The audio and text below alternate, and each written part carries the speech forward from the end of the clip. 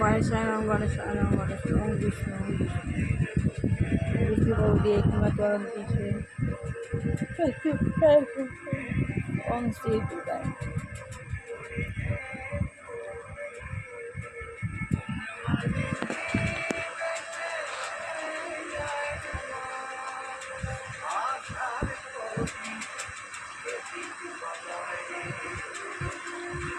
শ্রী গুরুদেব দুর্গাকৃষ্ণ পরমহংসদেব যায়।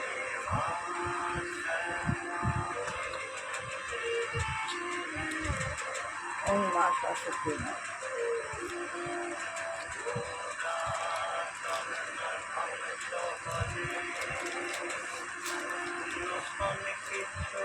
লক্ষ্মী দেব পায়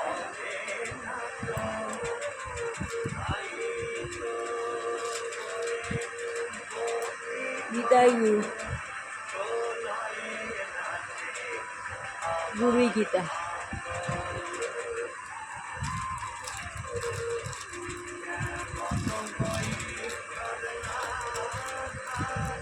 সাই বাবাই নম সাই বাবাই।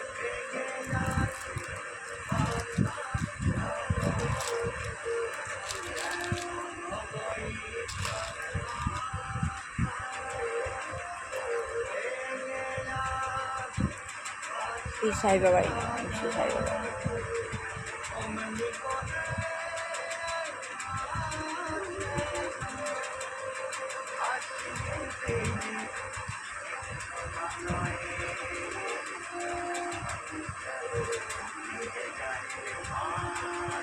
আমি আত্মজ্ঞান লাভের পন্থা বইটা পড়ছি।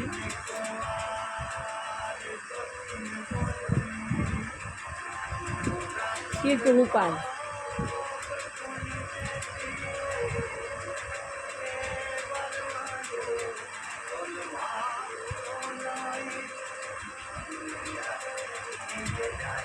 তাহলে শ্রী প্রভুপাদ বলছে হ্যাঁ, যথার্থ গুরু হচ্ছেন ভগবানের প্রতিনিধি এবং তিনি ভগবানের কথা ছাড়া অন্য কিছু বলেন না।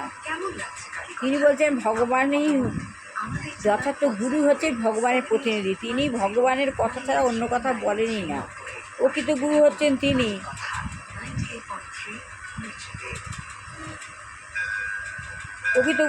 তিনি যার জড়জাগতিক কোনো বিষয়ের প্রতি কোনো আকর্ষণ নেই। প্রকৃত গুরু যিনি যার জড়জাগতিক আমাদের এই জাগতিক বিষয়ে যে কামনা বাসনা তার প্রতি কোনো আকর্ষণ নেই। তিনি কেবল ভগবানের প্রতি আসক্ত। সেটি যথার্থ গুরুর একটি লক্ষণ। সেটা হচ্ছে যথার্থ গুরুর একটা লক্ষণ যে ইনিই গুরু। তিনি পরম তত্ত্বে সম্পূর্ণভাবে মগ্ন। যিনি গুরু তিনি পরম তত্ত্বে সম্পূর্ণভাবে মগ্ন। মুন্ডক উপনিষদে বলা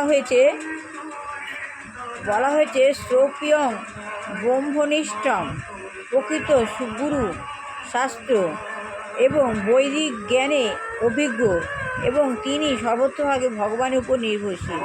তিনি জানেন ব্রহ্ম কীভাবে ব্রহ্মে অধিষ্ঠিত হতে হয়, তিনি সব জানেন। এই সমস্ত লক্ষণগুলি বৈদিক শাস্ত্রে দেওয়া হয়েছে।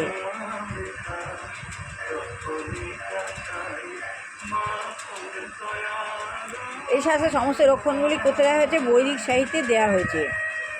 যে কথা আমি আগেই বলেছি, প্রকৃত গুরু হচ্ছেন ভগবানের প্রতিনিধি। তিনি ভগবানের প্রতিনিধিত্ব করেন ঠিক যেভাবে রাজার প্রতিনিধিত্ব করে। প্রকৃত গুরু তার মন গড়া কিছু তৈরি করে না। প্রকৃত গুরু সে তার মন গড়া কিছু তৈরি করে না। তিনি যা বলেন তা সবই শাস্ত্র।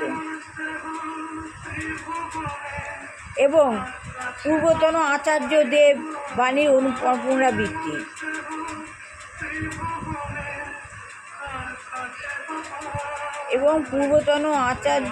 বাণীর পুনরাবৃত্তি। আগে যা হতো সেই বাণী আবার পুনরায় ঘটানো। তিনি কখনো কাউকে একটা মন্ত্র দিয়ে বলেন না যে আপনি 6 মাসের মধ্যে ভগবান হয়ে যাবেন। তিনি কখনো মন্ত্র করেন 6 মাসের মধ্যে আপনি ভগবান হয়ে যাবেন। সেটা গুরুর কাজ নয়, সেটা গুরুর কাজ নয়।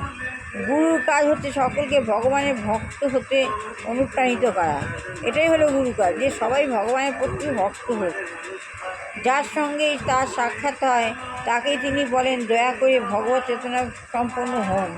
যার সঙ্গে দেখা হয় তখন তাকে বলে যে আপনি ভগবানের চেতনা সম্পন্ন হন, ভগবানের সঙ্গে যুক্ত হন, এ কথাটাই বলেন।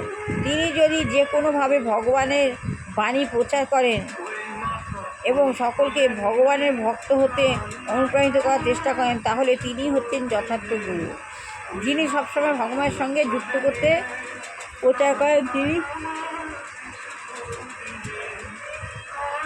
তিনি হচ্ছে আসল গুরু। সাংবাদিক খ্রিস্টান ধর্ম যাজকদের তাহলে কি বলা হয়? সাংবাদিক বলছেন খ্রিস্টান ধর্মযাজকদের কী বলা হয়, খ্রিস্টান ধর্মযাজক যারা তাদের কি বলা হয়। তাহলে এর উত্তর আমি আগামীকালগুলো করবো। ভালো লাগলে লাইক, শেয়ার, কমেন্ট অবশ্যই করবেন। দুষ্টু বাচ্চা ভালো করে পড়াশোনা হোক, বিবাহ ছেলেমেয়ের বিয়ে হোক, চাকরি ছেলেমেয়ের বিয়ে হোক, চাকরি হোক, গৃহচারী যারা রয়েছেন গৃহিণী তাদের মধ্যে চেতনা হোক, তাহলে সংসার থেকে তাদের সরিয়ে নেওয়া হোক। যারা দুর্বলগ্রস্ত, বৃদ্ধ বৃদ্ধা রোগগ্রস্ত রয়েছেন তাদের ভগবান মুক্তি, এইগুলো আমি আমার গুরু সঙ্গ শেষ করলাম।